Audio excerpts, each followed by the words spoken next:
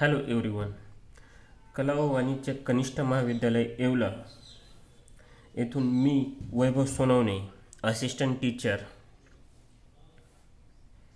आज आपण पाहणार आहोत प्रॉब्लेम 4. तुम्ही जर 2 आणि 3 प्रॉब्लेम व्यवस्थित बघितले असेल तर प्रॉब्लेम नंबर 4 तुम्हाला एकदम सोपा जाईल. Let's see the problem.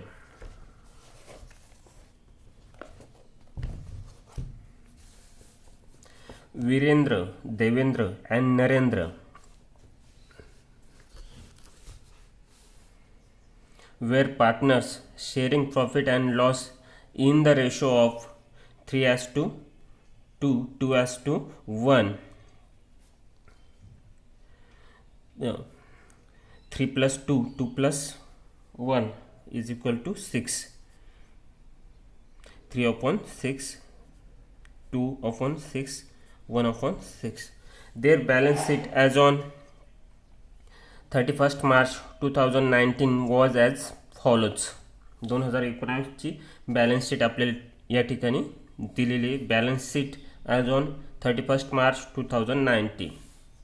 Liability side, bank loan 25,000, creditors 20,000, bills payable 5,000, reserve fund 30,000.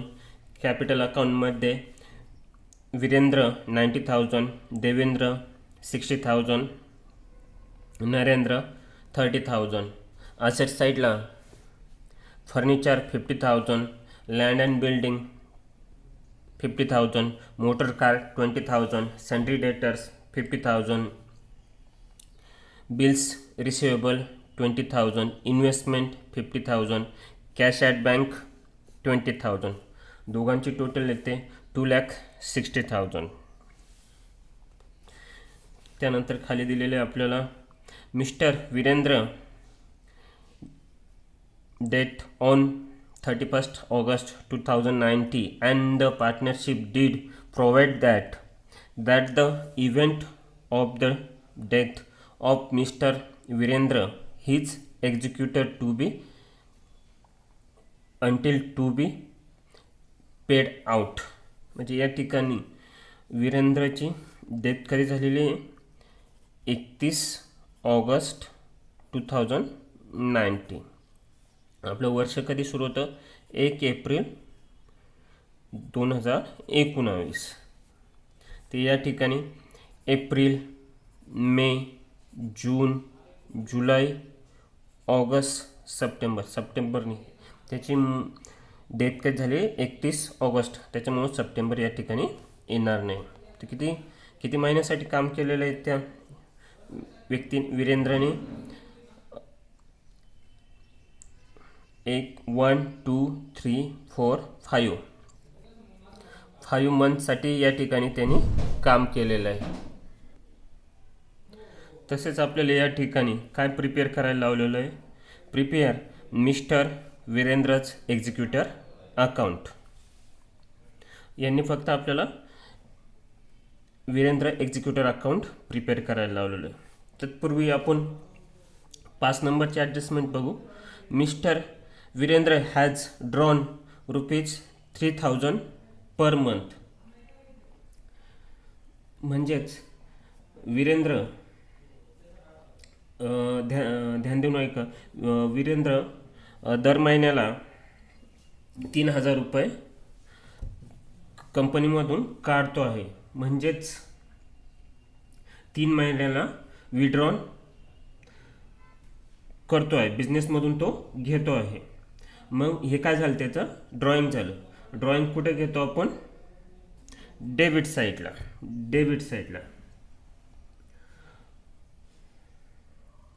पुढे पहा, there is no increase and decrease the value of asset and liability. म्हणजे असेटमध्ये आणि लायबिलिटीमध्ये काही कमी जास्त होत नाही. त्यामुळे रिव्हॅल्युएशन अकाउंट किंवा प्रॉफिट अँड लॉस अकाउंट येथे बनवता येणार नाही. कारण की या ठिकाणी नफा किंवा तोटा होतच नाही. त्यामुळं इथं प्रॉफिट अँड लॉस अकाउंट होणार नाही, इन्क्रीज अँड डिक्रीज होत नाही, त्यामुळे इथं बॅलन्स शीट पण होत नाही. या ठिकाणी फक्त आपल्याला काय बनवायला लावलं, वीरेंद्रच एक्झिक्युटर अकाउंट. तर पहिलं ॲडजस्टमेंट आपण या ठिकाणी घेऊ. आता the capital to his credit at the date of death. या ठिकाणी आपल्याला असं सांगितलेलं आहे का कॅपिटल आहे, जी कोणी व्यक्ती डेथ झाली असेल त्याचा बॅलन्स क्रेडिट साईडला लिहिला गेला पाहिजे. म्हणजे त्यांनी सांगितले नसते तरी आपण ते लिहूनच टाकले असते. तर डेथ कोणाची झालेली, वीरेंद्रची अमाऊंट किती, 90,000. तर ती कुठं घ्यायला सांगितले आपल्याला, त्यांनी क्रेडिट साईडला घ्यायला सांगितले. तर आपण त्या ठिकाणी घेऊया, बाय बॅलन्स ब्रॉट डाऊन किती, 90,000. आता सेकंड नंबरचे ॲडजस्टमेंट घेऊ आपण या ठिकाणी. His proportion on reserve at the date of last balance sheet. शेवटच्या बॅलन्स शीटमध्ये रिझर्व फंड किती दिलेला आहे, तो त्याच्या रेशोनुसार, कोणाच्या, वीरेंद्रच्या, त्याच्या रेशोनुसार त्याला द्यायचा आहे. तो किती आहे, रिझर्व फंड 30,000. तर या ठिकाणी आपण घेऊ, रिझर्व फंड कुठे येतो, क्रेडिट साईडला, डेबिट आणि क्रेडिट, बाय रिझर्व फंड किती दिलेला आहे आपल्याला, 30,000. रेशो किती आहे वीरेंद्रचा, 1/6. तर या प्रकारे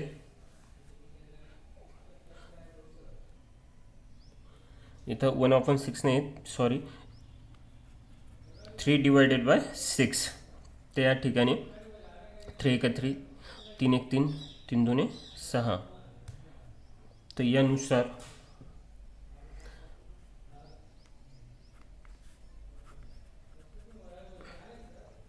$15,000 या ठिकाणी बाय रिझर्व फंड येतो, 15,000. त्यानंतर थर्ड ॲडजस्टमेंट आपण या ठिकाणी बघू. Third adjustment, his proportion of profit to date of death based on the average profit of the last 4 years. आपल्याला या ठिकाणी लास्ट 4 yearचा ॲव्हरेज प्रॉफिट काढायला लावलेलं आहे. तसे आपण तो गुडविलच्या याच्यामध्ये काढतोच, त्यामुळे थर्ड आणि फोर्थ ॲडजस्टमेंट आपण बरोबरच घेऊ. तर फोर्थ ॲडजस्टमेंट पहा या ठिकाणी, hedge shares of goodwill should be calculate at 2 years purchase of the profit of the last 4 years for the year ended 31st March wear as follows. 2060 rupees 40,000, 2070 60,000, 2080 70,000, 2090 30,000. या ठिकाणी 4 वर्षाचा आपल्याला प्रॉफिट दिलेला आहे त्यांनी. त्यानुसार आपल्याला प्रथम काय काढायचं आहे, ॲव्हरेज प्रॉफिट नंतर गुडविलनुसार वीरेंद्रचा शेअर्स किती येतो त्यानुसार त्याला तो शेअर्स द्यायचा आहे. तर आपण पहिल्यांदा घेऊ, प्रथम आपण वर्किंग नोटमध्ये calculation of share of profit, average profit, आपला फॉर्म्युला काय ॲव्हरेज प्रॉफिटचा, average profit is equal to total profit divided by number of years. तर पहिल्या वर्षाचे आपल्याला दिलेलं आहे 40,000 plus 60,000 plus 70,000 plus 30,000. 40 plus 60 1 lakh, 70 plus 30 1 lakh, 2 lakh 2 lakh, divided by number of years 4, तर आपला आन्सर येतं 50,000. तसंच second goodwill.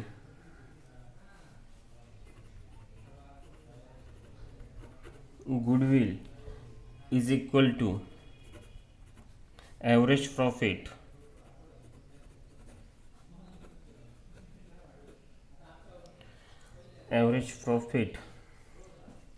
into number of years.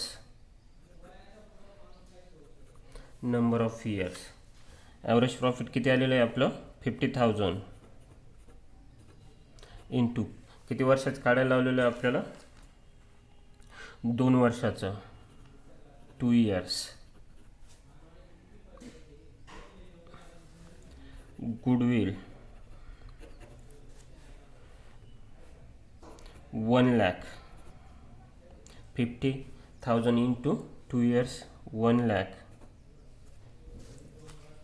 हे झालं आपलं गुडविल. त्यानंतर आपण third share of goodwill to Virendra. C share of goodwill to Virendra.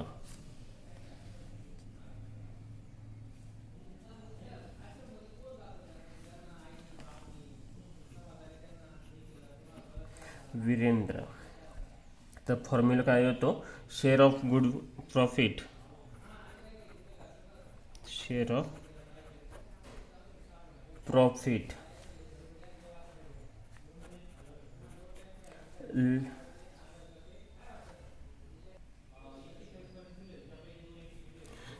Profit to Virendra is equal to goodwill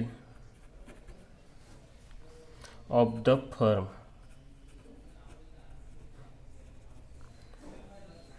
into Virendra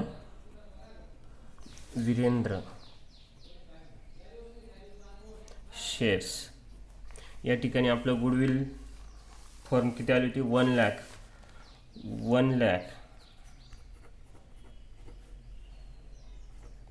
into shares Virendra shares 3/3 divided by 6. तर आन्सर येतं 1 3 3 1 3 3 2 6 50,000. या ठिकाणी shares of goodwill to Virendra 50,000. तर ते कुठे येतील आपले 50,000 by goodwill account credit side. By goodwill account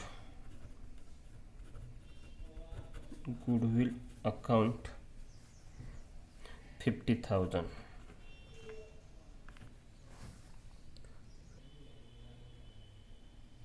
मागील वर्षाच्या याच्यानुसार गुडविलमध्ये वीरेंद्रचा शेअर्स किती येतो 50,000. पण वर्षानुसार त्यानुसार त्यांनी काम किती दिवस केलेलं होतं ते आपण पाहू या ठिकाणी. Share of profit due to Virendra. Share of profit due to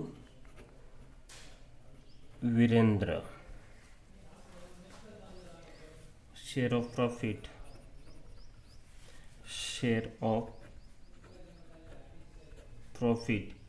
is equal to last year's profit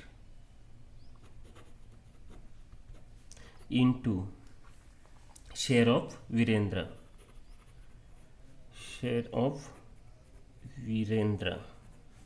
into period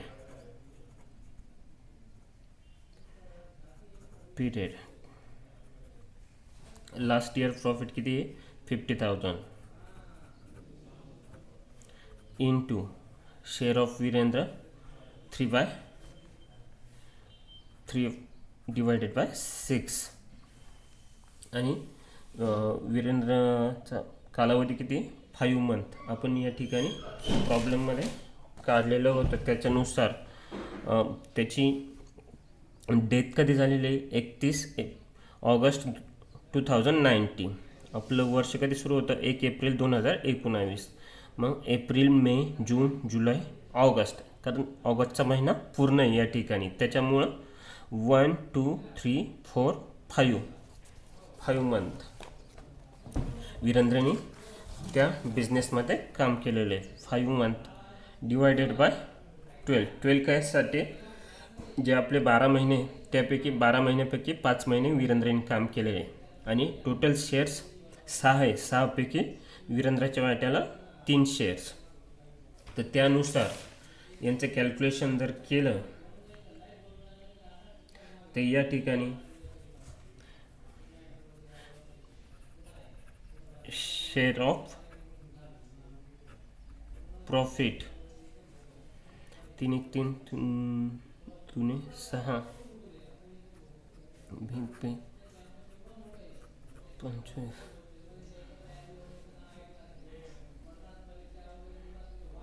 त्यानुसार 10,470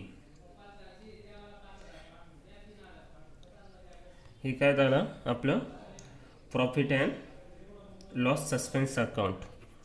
profit and loss suspense account ते कुठे येईल आपलं वीरेंद्रच्या क्रेडिट साईडला by profit and loss suspense account 10,470. यानुसार by profit and loss suspense account 10,470. आता 5th नंबरचे ॲडजस्टमेंट आपण पाहू. या ठिकाणी mister Virendra has drawn ₹3,000 per month. 3,000 per month. त्यानुसार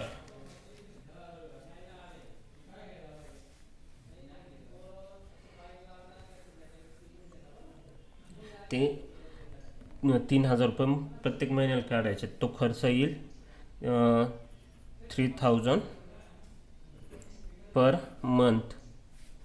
5th नंबरचे ॲडजस्टमेंट इंटू किती महिन्यांसाठी 5 मंथ. 5 मंथ त्यांनी काम केलेलं आहे त्यामुळं 5 मंथ 6 5 30 30,000. त्याचा आन्सर येतं 30,000. पण काय तो त्याचा खर्च आहे. खर्च म्हणजे mister Virendra has drawn 30,000 per month. वीरेंद्रनी त्यांच्या बिझनेसमधून 3,000 रुपये प्रति महिना खर्च केलेला आहे. त्यामुळे खर्च कुठं घेतो आपण ड्रॉइंग्स कुठे घेतो आपण डेबिट साईडला. To drawings account ₹3,000 into 5 month.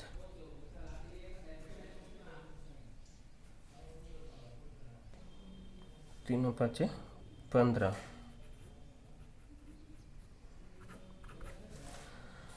3 5 15. 15,000 रुपये. 15,000 रुपये आपलं वीरेंद्रचा खर्च आहे. त्यामुळे तो आपण इथं 2 ड्रॉइंग्स 3,000 इंटू 5 मंथ 3 5 15 15,000. आता प्रॉब्लेम आपण या ठिकाणी टॅली करू. यांची टोटल येते 1,65,470.